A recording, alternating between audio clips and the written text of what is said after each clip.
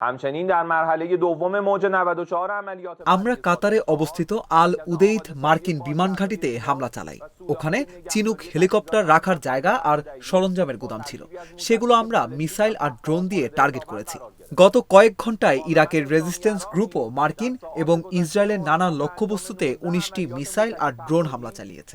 আজ সকালে আমাদের নৌ ও বিমান বাহিনী বড় অপারেশন চালায়।